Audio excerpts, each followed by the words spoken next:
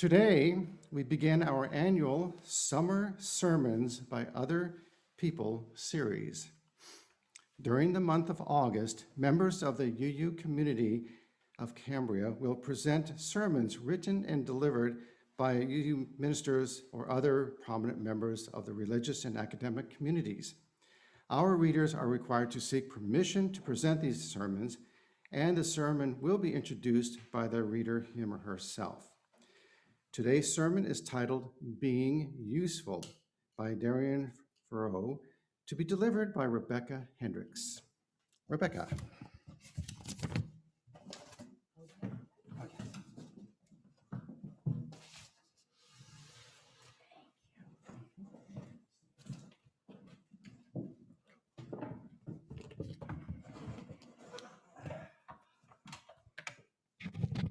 Good morning. After being a member of the UUCC We Care Committee in 2020, and then sharing the story of my mother, a dedicated volunteer and someone who cared about helping everyone in a small Minnesota farm town, I looked for words that would continue my journey into helping others and making the world a better place. I found this writing by Darian Foroux, an entrepreneur and blogger from the Netherlands. His website includes the following words. I started this blog in 2015 after I felt stuck. My career wasn't giving me any fulfillment. I was only working to earn money, not to make a contribution. At the start of the year, my grandmother passed away. And that forced me to rethink everything I was doing. I committed to becoming a full-time author and online teacher. I wanted to have more freedom and make an impact. I personally love being part of similar activities in Cambria, and I admire so many people here in the church and throughout the community. And today, Darian's words are dedicated to two of my favorites, Chris Fox and Kat Lekich. For the longest time, I believed that there was only one purpose in life, and that is to be happy, right? Why else go through all the pain and hardship? It's to achieve happiness in some way. And I'm not the only person who believed that. In fact, if you look around you, most people are pursuing happiness in their lives. That's why we collectively buy stuff we don't need, go to bed with people we don't necessarily love, and try to work hard to get the approval of people we may not even like. Why do we do these things? To be honest, I don't care what the exact reason is. I'm not a scientist. All I know is that it has something to do with history, culture, media, economy, psychology, politics, the information era, and you name it. The list is endless. We are who we are. Let's just accept that. Most people love to analyze why people are not happy or don't live fulfilling lives. I don't necessarily care about the why. I care about how we can change. Just a few short years ago, I did everything to chase happiness. You buy something and you think that makes you happy. You hook up with people and think that makes you happy. You get a well-paying job and think that makes you happy. You go on holiday and you think that makes you happy. But at the end of the day, you're lying in your bed, alone or next to someone, and you think, what's next in this endless pursuit of happiness? Well, I can tell you what's next. You chasing something random that you believe makes you happy. It's all a facade, a hoax, a story that's been made up. Did Aristotle lie to us when he said, happiness is the meaning and the purpose of life, the whole aim and end of human existence? I think we have to look at that quote from a different angle, because when you read it, you think that happiness is the main goal. And that's kind of what the quote says as well. But here's the thing. How do you achieve happiness? Happiness can't be a goal in and of itself. Therefore, it's not something that's achievable. I believe that happiness is merely a byproduct of usefulness. When I talk about this concept with friends, family, and colleagues, I always find it difficult to put this into words, but I'll give it a try here. Most things we do in life are just activities and experiences. You go on holiday, you go to work, you go shopping, you have drinks, you eat dinner, you buy a car. These things should make you happy, right? But they are not useful. You're not creating anything, you're just consuming or doing something. And that's great. Don't get me wrong. I love to go on vacation or go shopping sometimes. But to be honest, it's not what gives meaning to life. What really makes me happy is when I'm useful, when I create something that others can use, or even when I create something that I can use. For the longest time, I found it difficult to explain the concept of usefulness and happiness. But when I recently ran into a quote by Ralph Waldo Emerson, the dots finally connected. Emerson says, "The purpose of life is not to be happy, it is to be useful, to be honorable, to be compassionate, to have it make some difference that you have lived and lived well."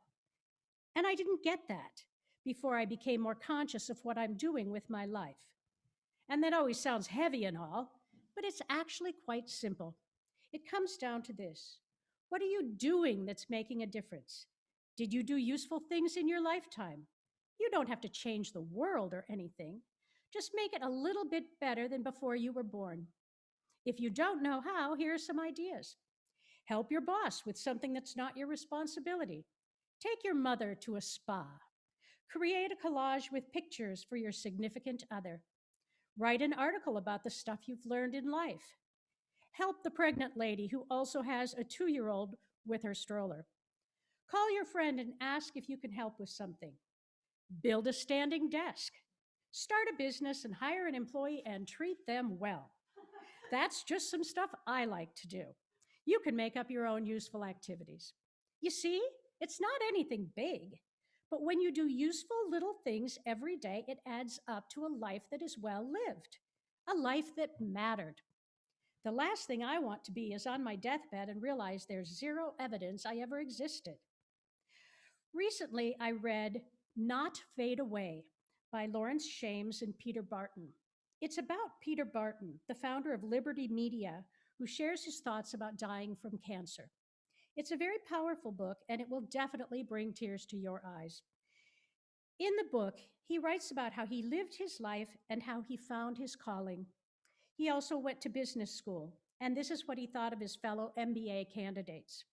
Bottom line, they were extremely bright people who would never really do anything, would never add much to society, would leave no legacy behind. I found this terribly sad, in the way that wasted potential is always sad. You can say that about all of us.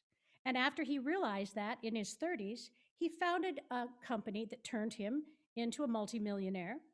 I'm hardly the first person to notice that there is only the present, constantly, writes Barton in this extraordinary memoir. The present moment is lived and relived, written and rewritten. Every previous version inhabits it. Publishers Weekly says, what gives this book insight and the many other ideas that follow is the present fact that Barton, a pioneering entrepreneur in the cable television industry, was dying of stomach cancer as he wrote these words. Barton, who died in September 2002 at age 51, offers us and his wife and 3 children his final rewrite of a life filled with the optimism and idealism of his generation.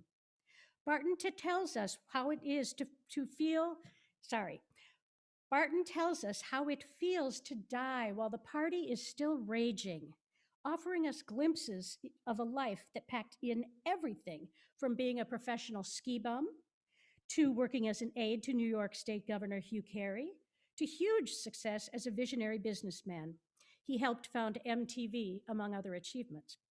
Readers will be knocked out by his honesty and his utter lack of self-pity or sentimentality. The gift of terminal cancer, according to Barton, is that it doesn't kill you all at once. It gives you time to set your house in order.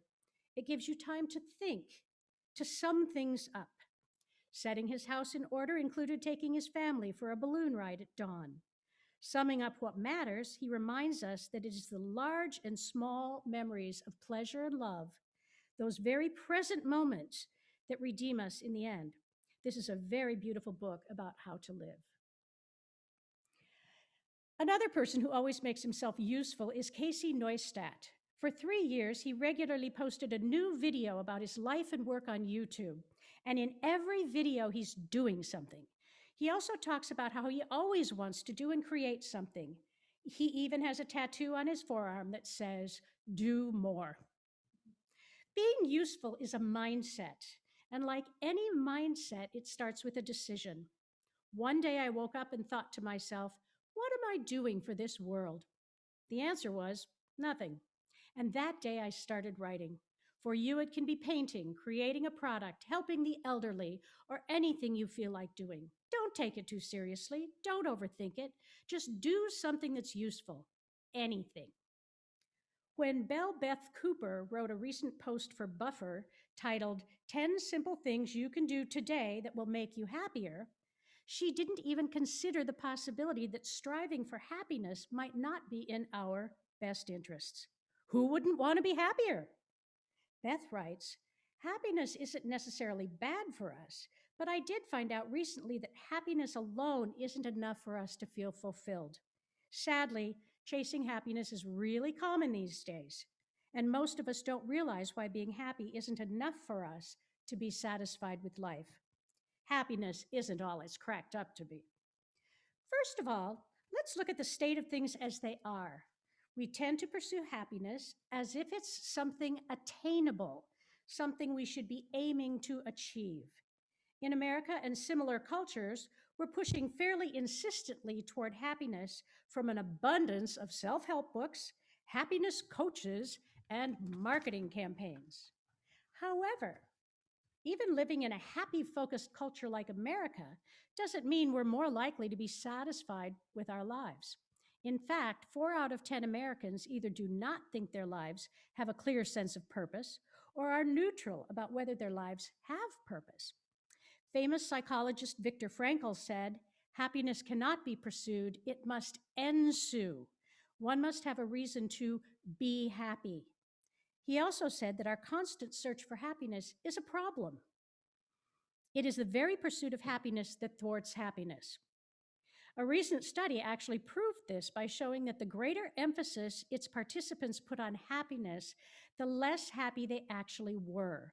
People putting the greatest emphasis on being happy reported 50% less frequent positive emotions, 35% less satisfaction about their life, and 75% more depressive symptoms. The thing about happiness is that it's such an overused phrase and underexamined concept that we all have an idea of what it is and how it works, but this can lead us astray. We can see how dangerous our pursuit of happiness can be as opposed to happiness itself, which isn't necessarily bad for us, by looking at how scientists define it and how it affects us. Here's the crux of this whole issue. Happiness and meaning are different, and happiness without meaning really doesn't lead to a great life. Being happy is about feeling good. Meaning is derived from contributing to others or to society in a bigger way. So here's what happiness is really like, according to some recent research. It's about being a taker rather than a giver. It's about satisfying your needs and wants, so people who are happy are usually in good physical shape and can afford to buy the things they need and want. They usually have lower levels of stress and worry in their lives. So essentially, we're happy when we get what we want. This is a problem only when our happiness outweighs the meaning in our lives. Happiness without meaning characterizes a relatively shallow, self-absorbed, or even selfish life in which things go well, needs and desires are easily satisfied, and difficult or taxing entanglements are avoided. Scientists measure self-reported happiness by asking questions like, how often did you feel satisfied? And how often did you feel interested in life? Meaning, on the other hand, is quite different. It's focused outward on others rather than inward on ourselves. Researcher Roy Baumeister explained it like this. Partly what we do as human beings is to take care of others and contribute to others.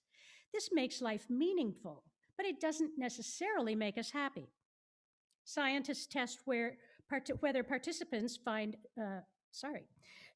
I'm in really high heels up here, and I didn't expect to be so much taller on this podium. So now that I've admitted that, I'm just going to take my shoes off because it's really far to the page.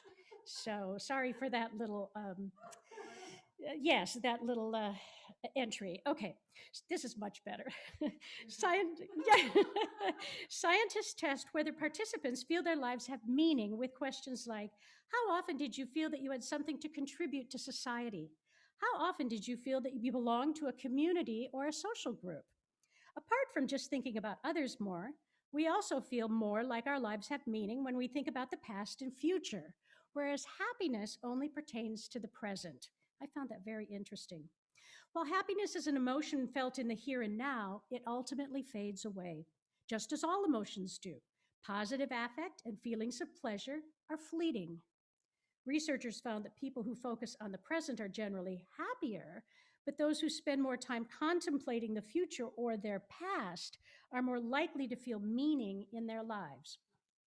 So now that we know the difference between happiness and meaning, we can explore how they affect us biologically and what our optimal state is for both physical and emotional health. Our bodies are good at protecting us from all the possible illnesses we could pick up each day.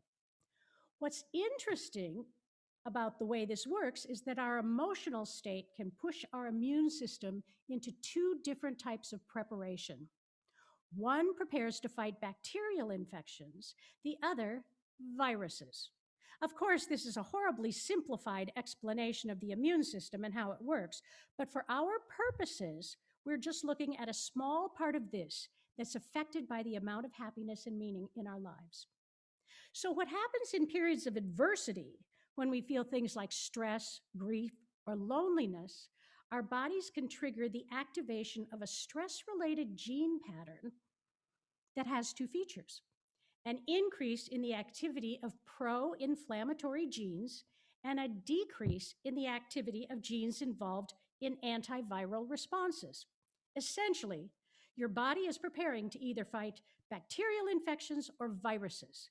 Bacterial infections are a bigger risk when we face long periods of adversity, where viruses are more common when we're feeling well and interacting with lots of people. Our bodies take clues from the levels of happiness and meaning in our lives as to which kind of threat we prepare for. A recent study published in the Proceedings of the National Academy of Sciences by Barbara Fredrickson and Steve Cole found that people who are happy but lack meaning in their lives show the same gene expression patterns as those who are struggling with prolonged adversity. Their bodies are preparing to fight off bacterial infections. The problem with this is that if it continues in a prolonged state, it can increase the risks of major illnesses like cancer and heart disease because the body is in a constant state of inflammation. Fredrickson said that the problem isn't with being happy, but with meaningfulness being outweighed by happiness. This is when we risk affecting our immune systems in detrimental ways. And sadly, this is a fairly common state. People with high happiness scores and low meaningfulness scores formed 75% of the study's participants, and only 25% actually had more meaning in their lives than happiness. Clearly, the optimal state we should aim for is a balance between the two. Without enough meaning in our lives, we can become ill, not to mention lacking in purpose and direction. Without enough happiness, however, we'll become, well, unhappy. And who wants that? Since happiness is more common of the two and the easiest to achieve, after all, it's really just a matter of satisfying our needs and desires, remember? Let's take a look at some ways we can add meaning to our lives. I'm going to call on the work and words of Viktor Frankl to help us out here, since he really is one of the experts in finding meaning in one's life. In his best-selling book, Man's Search for Meaning, Victor detailed his time spent in a Nazi concentration camp and his secret to surviving the camp despite losing all of his family members he was imprisoned with. The secret was finding meaning in even the most horrific circumstances, which he said made him more resilient to suffering. Victor suggests 3 ways for finding meaning in our lives. Number 1, by creating a work or doing a deed. 2, by experiencing something or encountering someone. And 3, by the attitude we take toward unavoidable suffering.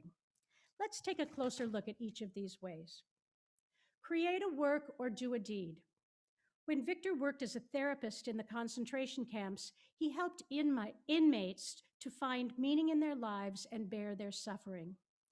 One example in his book is of 2 suicidal inmates who had lost all hope and could no longer find meaning in their lives. Victor wrote that in both cases, he simply helped them to realize that life was still expecting something from them. For one of the men, who was a scientist, he had a series of books to finish. This was what the future expected of him and where he found the meaning to help him suffer through the camp. The second point that Viktor Frankl makes, experience something or encounter someone. The second man in the camps had a young child who was living abroad in a foreign country during the war. This was what Victor helped him realize would provide meaning to his life. Victor wrote that understanding how we are each impossible to replace will allow us to realize that we are fully responsible for our lives and continuing them. A man who becomes conscious of the responsibility he bears toward a human being who affectionately waits for him or to an unfinished work may not be able to throw away his life as easily. He knows the why for his existence and will be able to deal with almost any how. The third point is to choose the attitude you take toward unbearable suffering. I should say unavoidable suffering, which also might feel unbearable. Unavoidable suffering is as it sounds, inescapable. We have to approach it one way or another, and the way we choose to do so can improve how meaningful our lives feel. In Man's Search for Meaning, Victor writes the following: everything can be taken from a man but one last thing, the last of the human freedoms, to choose one's attitude in any given set of circumstances, to choose one's own way. He also offered this example of finding meaning in suffering. Once, an elderly general practitioner consulted me because of his severe depression. He could not overcome the loss of his wife, who had died 2 years before and whom he had loved above all else.